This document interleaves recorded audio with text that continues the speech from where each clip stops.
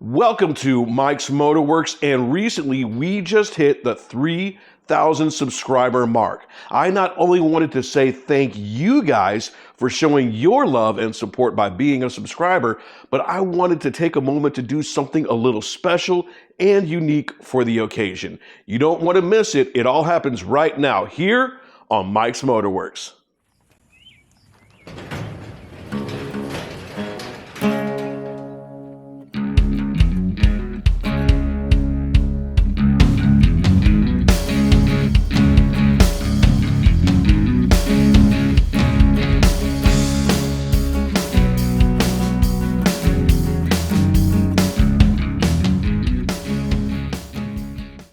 Wow, oh wow, oh wow. 3,000 subscribers.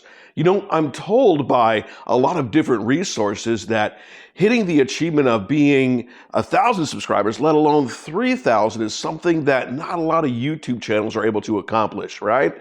It must be a combination of, one, me presenting some of the information that you guys are interested in, and two, you liking what you see. So again, thank you very, very much.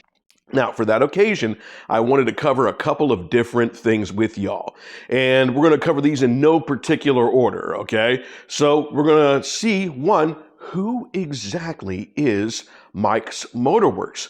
How do we get started? And who exactly is the dude behind the camera? Well, in front of the camera, if you will. Then, I wanted to go ahead and cover a couple of the different videos that have really soared through popularity recently and give you some background information on those videos. And then finally, I wanted to get us caught up here on Project Fastfish. And while I've done Project Fastfish overviews in the past, I wanted to take a little different route with this one, especially if you're new to the channel. So let's get started. So who is Mike's Motorworx?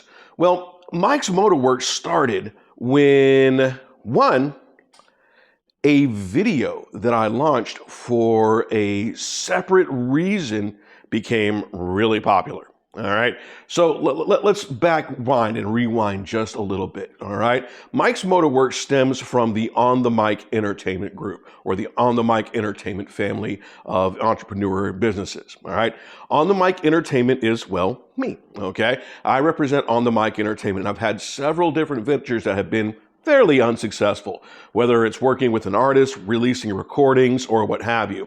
And so on my, at the time, artist channel, I wanted to video something and just to see if it would gain some traction. And that video was the first firing of a stroker motor that my pop built for what would later become Project Fastfish. Let me go ahead and show you a clip from that video right now. So, myself, I'm huge into car culture. I love cars. I love automobiles, I love motorcycles. And I always found therapy. When I was a teenager and in my 20s, I always found therapy with the ride home and the drive home.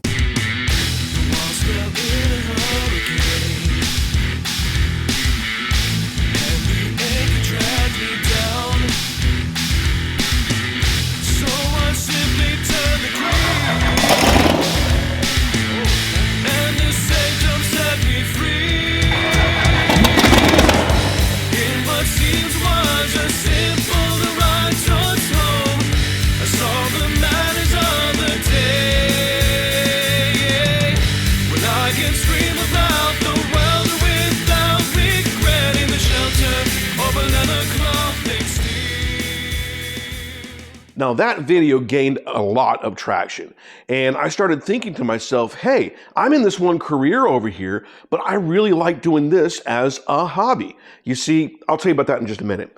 And it would make sense that, hey, if this is gaining a lot of traction and this other music stuff isn't, maybe I should start turning my efforts to the automotive side. And that's exactly what I did.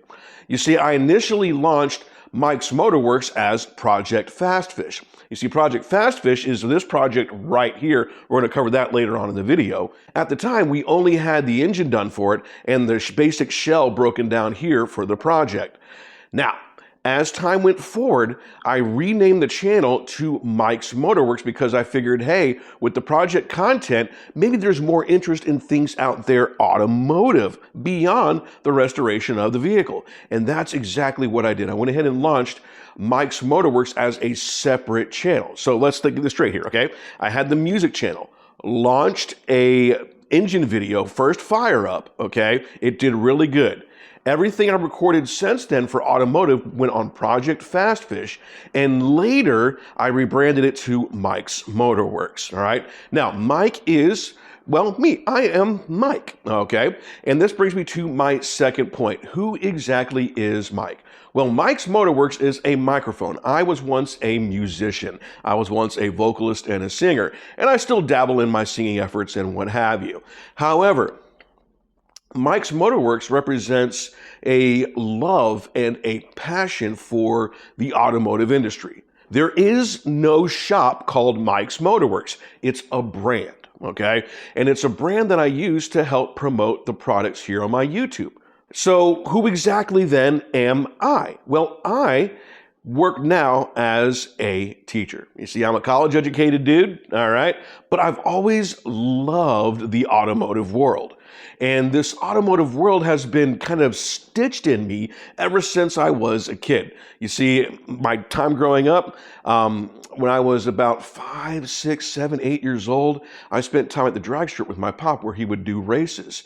And I would love going to the races with him, whether it was the Snowbirds down at what is now Braden Motorsports Park, used to be called DeSoto Dragway, or his various other things that he would go to, right?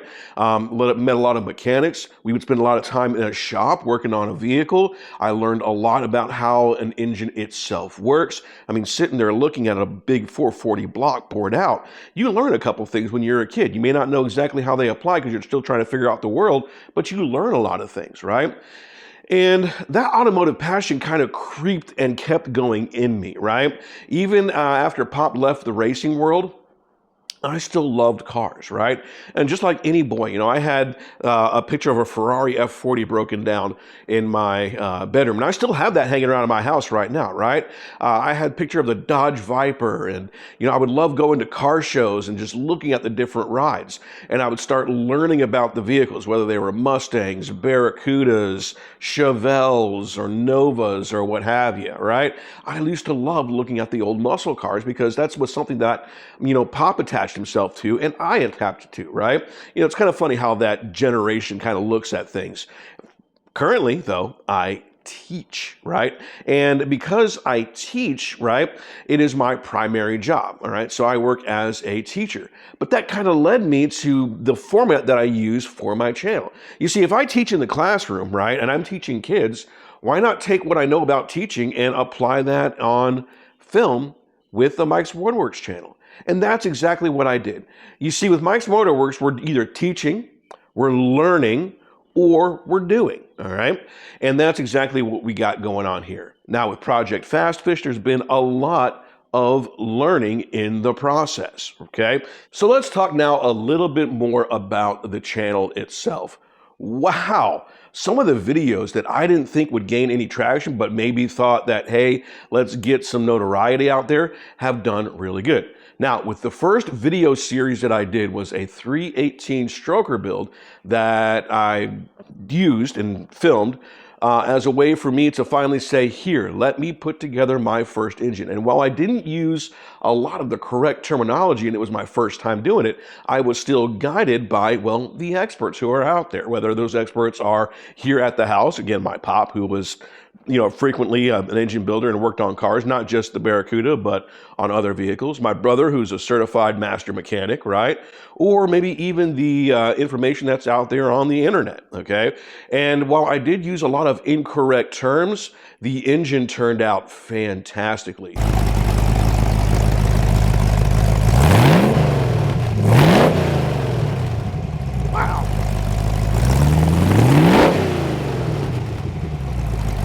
That 3 video series did really, really well, and I was really happy with the way it turned out, and that got traction and probably helped bring this channel to the 1,000 subscriber mark. Now, while those videos aren't being followed as much as some of the other videos are, that helped put us on the map. Now, one of the things that really helped was, of all things, how to patch and plug a tire. You see, my brother works in a shop, right? And at that shop, they do a lot of different things, whether it's full engine overhauls. I say engine overhauls. They now use Jasper engines and what have you. But whether they're replacing the engines, the transmissions, replacing the fuel systems and such, or giving a basic overhaul to a car, or doing something as simple as a plug and patch, John's got the expert background in that area, right? So we went to John at my pop shop at the time, and we went through the process of how to go ahead and patch and plug a tire. And while people have their own opinions on that, I did make a follow-up video for how to patch a tire and plug it. It's called Patch It or Plug It, right? And Patch It or Plug It too, that I clarified a lot of the misconceptions out there, right? Now, some of the stuff that we did for this has done really awesome as well. All right, you had some direct to metal paint content that went really, really good. And I did that before I sprayed the front half of Project Fast Fish. And I, of course, still use that here today. That was based off of 100% research and looking things up and finding the information, not just looking at YouTube videos, but actually going through the content and sources and looking at the information, right? What were the products designed for? Why epoxy primer, so on and so forth. That video's done really well for us, right? Another video that did really well is I took some of my own project. I have a 2011 Tacoma that I ride as my daily driver, and the mid shaft bearing went out on me, right? And so I was like, why not go ahead and film the content for that? And while that video took a while to launch, it's one of the most popular videos on the channel, as well as when I put the doors together and the door skins for Project Fast Fish, I went ahead and got one of those neat little hammer dolly thingies, the skin zipper, and used a skin zipper and showed how it worked just so that other people can see how to use it. When my brother bought his K1500, what we call Project Black Betty, he needed to flush the fuel system. So why not do a series or do an episode, get that classic running, flush the fuel system. And that was really unique because it featured basically fuel injectors through basically a multi-port fuel injection system, right, through the top of the throttle body housing, and showed you guys how to do that and change out the pump and so on and so forth, and showed that in both time lapse and what have you. Now, sometimes working with John can be a little tough because he gets in a mode of, I want to get it done, and he doesn't stop for a lot of explanations, but you can get the idea, right? You can still see the content there, okay? And there have been other videos that have gained traction as well that, overall we're pretty happy with. So I hope to continue to bring more content to you guys, both in long form and short form content here with Mike's Motorworx. So this is Project Fast Fish. And if you haven't watched the very first few videos, Project Fast Fish was given to me by Pop. It was his first new car purchase. He bought this in '73, drove it until about 1994, where it sat for a little bit, 1995, and then he gifted it to me gave it to me, I should say, on my 18th birthday, signed the title and what have you. We immediately hired a body repair guy who was supposed to help us fix some of the things that had gone wrong. And unfortunately, the body repair guy was a little unethical, took our parts, but never heard from him again. And we did find other people to work on the vehicle, but it was more about Bondo smearing and some other things. We weren't happy with the work, and some other things happened and what have you. So finally, I had a moment where I could later strip the vehicle down to its bare shell. This was after completing college and what have you, where work was kind of scarce. So during the COVID shutdown, I was working as a teacher, and since schools weren't meeting, I had a chance to go ahead and continue work with Project Fast Fish. So I kind of revamped a couple things. Now, I'd done a couple things wrong in the interim beforehand, and I was still in the learning process of how to do this, right? So I figured, why not film the restoration and journalize the restoration of Project Fast Fish to share with others how it happened. Now, I've done a lot of things right, and I've done a few things wrong, and I kind of learned on the way, right? So let's start here real fast, okay? This whole front clip was in really, really good shape, except for the cowl. The cowl had to be replaced. No ands, ifs, or buts about it. So that was the first big thing that I had tackled on this. Now, I had previously removed the floors and did some small little repairs. Didn't do too good with that, but I needed to get that kind of skills in to learn how to use the welder and learn how that all worked before I tackled this, right? Because you can see this right here anytime you open the hood. So I wanted to make sure that I was better set for this, right? So my first big thing that I did with this was replace the cowl, and then I replaced the two A-pillar caps up on the front A-pillars, right? That's the caps are the part right here, right behind me. With the A-pillar caps replaced and the front primed, we went ahead and used that opportunity to go ahead and remove the entire rear seat floor pan. Yeah, that's a big part to replace, right? Because that's got the wheel wells and the entire assembly for the roof substructure lying on that, right? So we got that replaced the trunk, and then I was able to bring my attention to the roof itself and the roof substructure. The roof substructure needed a lot of replacement parts, and I think I did a pretty good job of journalizing that. So again, once the rear seat pan and both the inner and outer rear wells were replaced along with the trunk floor pans, I was able to bring my attention to the roof substructure. Now with the roof substructure in place, that allowed me to finally put on the new quarter panel and the new rear sail panel, and of course, the new roof skin. From that point, once I had everything on there, I was able to finally replace the floorboards here in the vehicle itself. Now, since that point, I went ahead and added new torque boxes, new subframe connectors, obviously had to put it on a rotisserie to make some of the things happen. And now we're ready to move forward with the project itself. So what can you expect next on Project Fastfish here? Well, next few things we have in line are, one, kind of putting the final touches on what's needed in the floor. I've already got it seam sealed and what have you, but it's the small little things to make sure everything is in place that we need, such as making sure that we get the hole made for where the transmission linkage goes down through the floorboards. I got to finish some things in the trunk. And of course, after that, we're going to go ahead and run lizard skin sound control through the entire floor of the vehicle itself, up through the firewall and through the side cowls itself, where the electrical goes and where the where the door hinges rest upon and what have you. And then I'm going to apply a line of thermal liner above the sound control, right around where the exhaust headers would go, right above where the mufflers will eventually sit in the rear seat floor pans. Then after that's done, we're going to go ahead and undercoat the underside of Project Fastfish. Now, people say, hey, why are you undercoating? It'll look like the bed of a truck. You know, does that matter? This is going to be a vehicle that I drive regularly. And so I'm going to use tinted Raptor liner to kind of give it that color that I'm looking for, that Basin Street blue that it'll eventually be colored as.